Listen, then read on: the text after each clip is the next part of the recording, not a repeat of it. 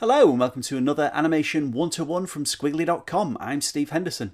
And today our guest is Ross Bollinger, the creator and showrunner of the wildly successful YouTube series Pencilmation.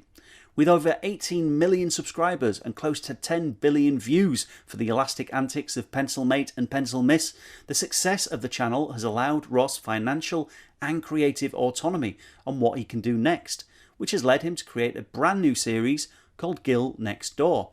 So I sat down with Ross to find out more about his work running an animation empire from YouTube. Before we get started, don't forget to subscribe to the Squiggly YouTube channel for more videos like this. And if you like your podcasts, you can subscribe via your favourite podcast provider. Now over to the interview with Ross Bollinger.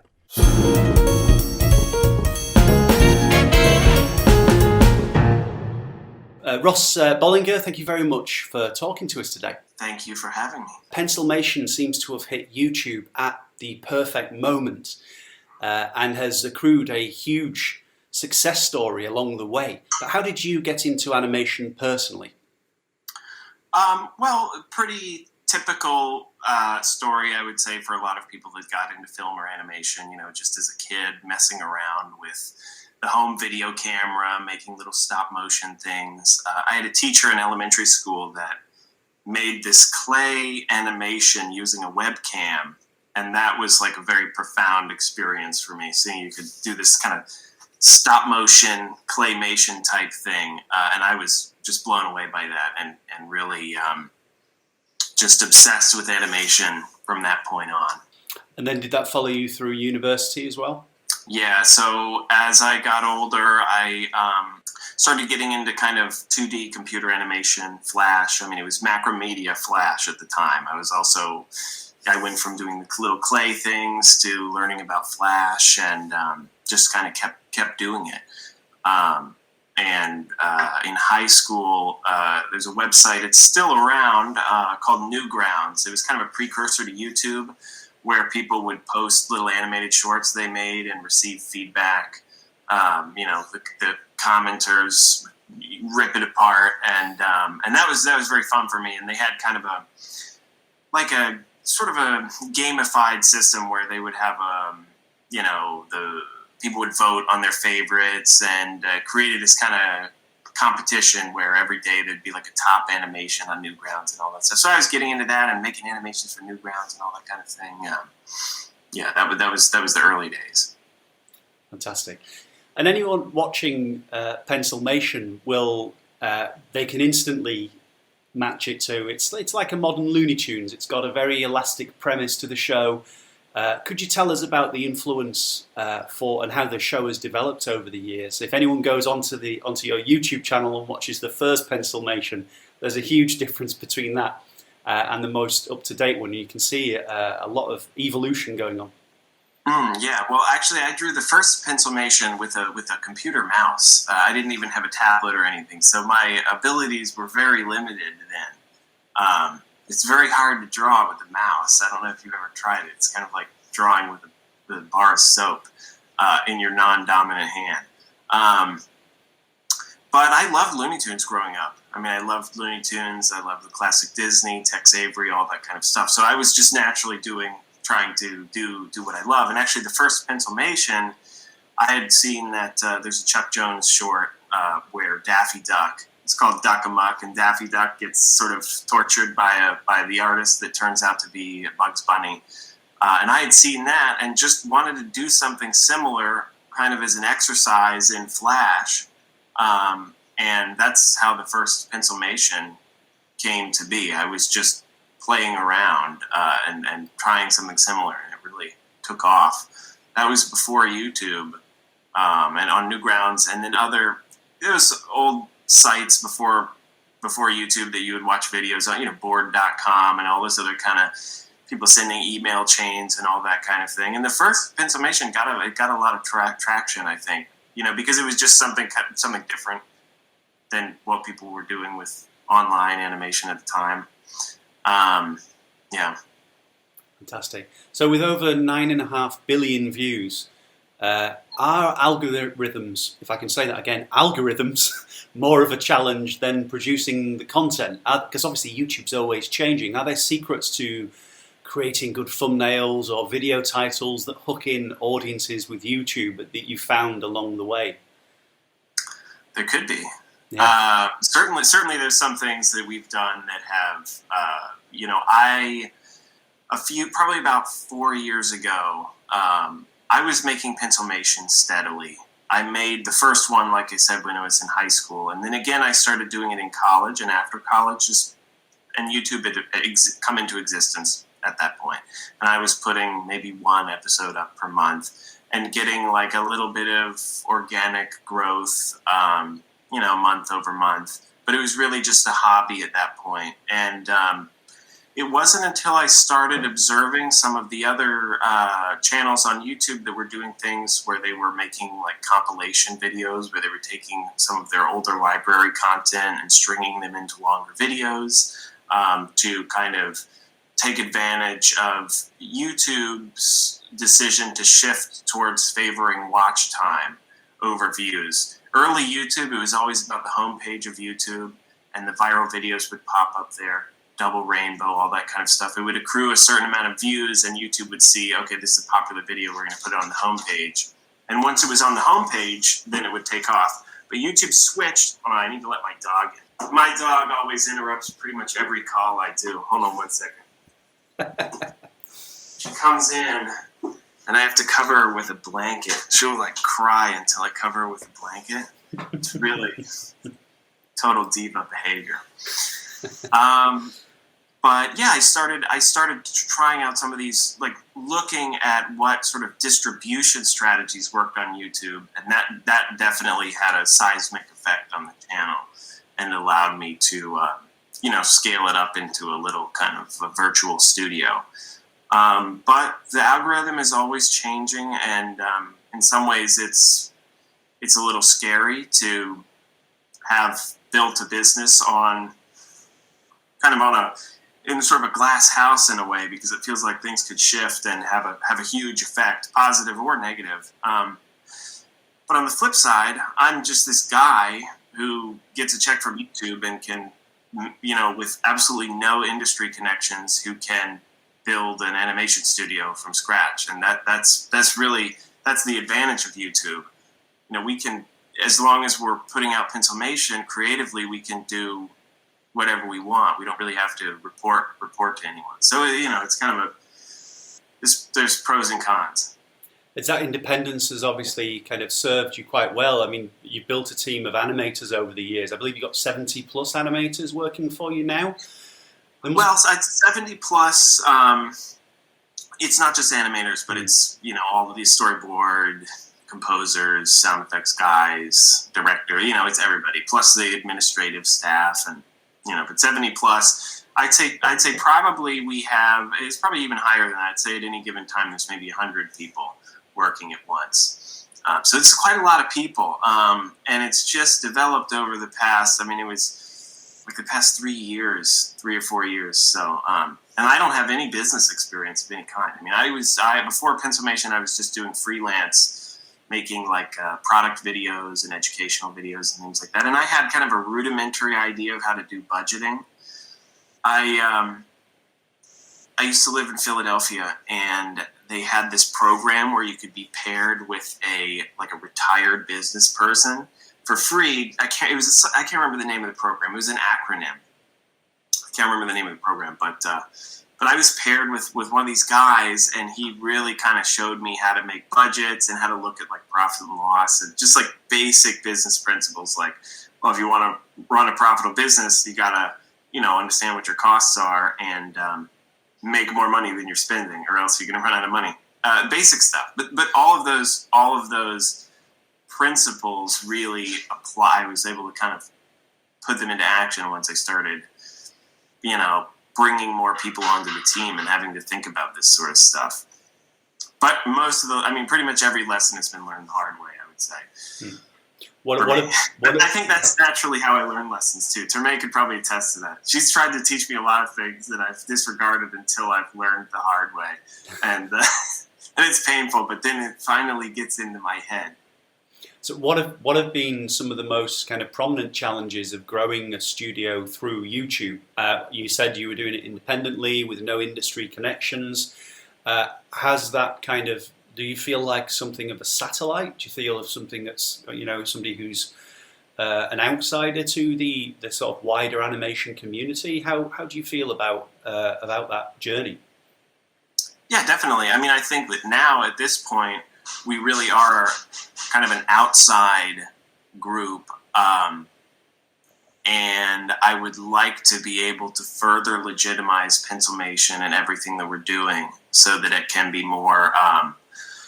It's funny. I think that I've got this group of guys, and they're doing traditional animation and sort of reviving like 2D, like Madcap Looney Tunes style, and it's kind of off the radar. Now it's starting to get on the radar. I'm talking to you, but this has just been, I haven't really personally made a push to try and talk to anyone about what we were doing.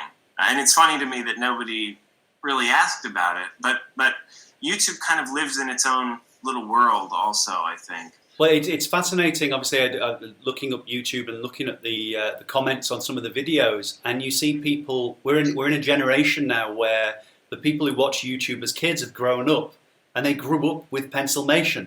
That must be quite, I don't know how you would react to them, with adults saying, oh, this was my childhood, in the comments. Yeah, I know. It's funny because now that everything's online, it's hard to really wrap your mind around. It's all just numbers. It's views or it's comments. It's all text. There's no theater. There's no, I can't actually see anyone. So sometimes it's actually difficult to really fathom that there's these people out there that have grown up watching Pencilmation. Yeah. Sorry for all the banging noise in the background, too. I don't know if you can hear that. That's my daughter downstairs just making a lot of noise. Doing what kids do. Exactly.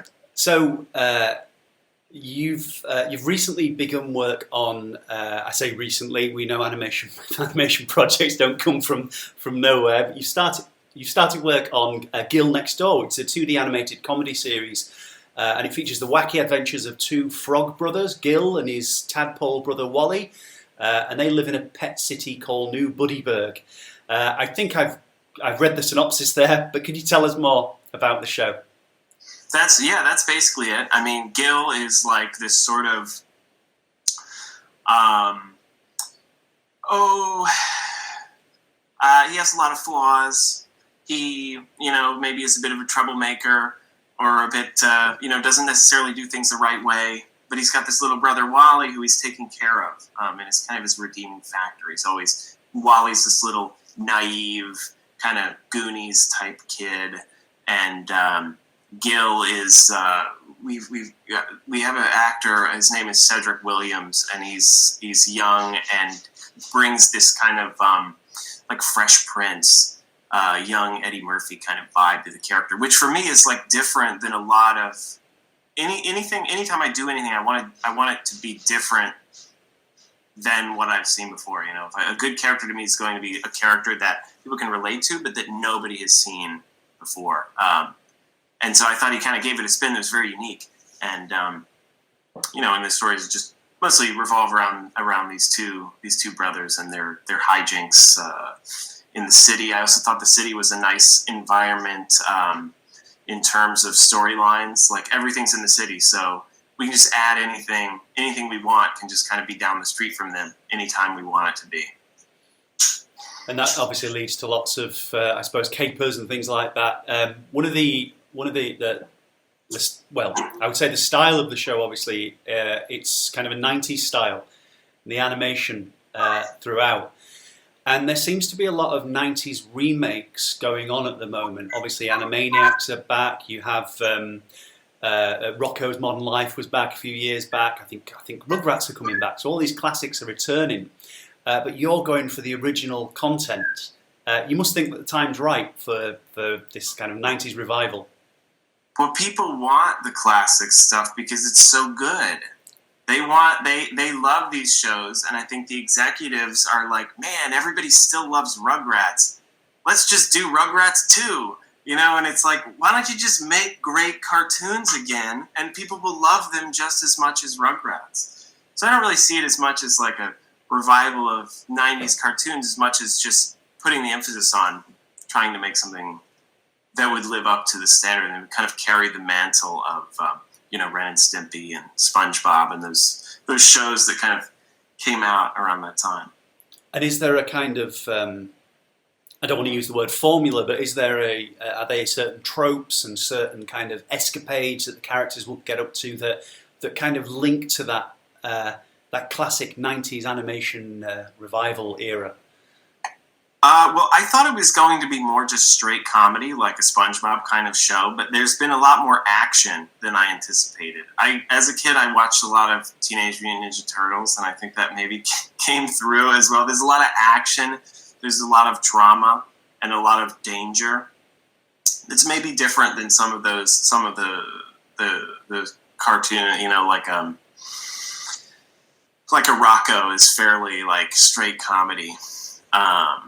In regards to formula. I mean, the episodes are 10 minutes long, so, the storylines all have to kind of fit like a sort of compact style. And Pencilmation has no dialogue, so there's been a little bit of a learning curve in terms of figuring out how to work with the group of writers that I'm working with and write dialogue and write these stories Pencilmation cartoons are 2, 3, 4 minutes long, how to write something that's a little longer and will still entertain the audience for the full duration and a longer story arc. Fantastic. So will this be screened on YouTube, or are you looking for a network or distributor or streamer even?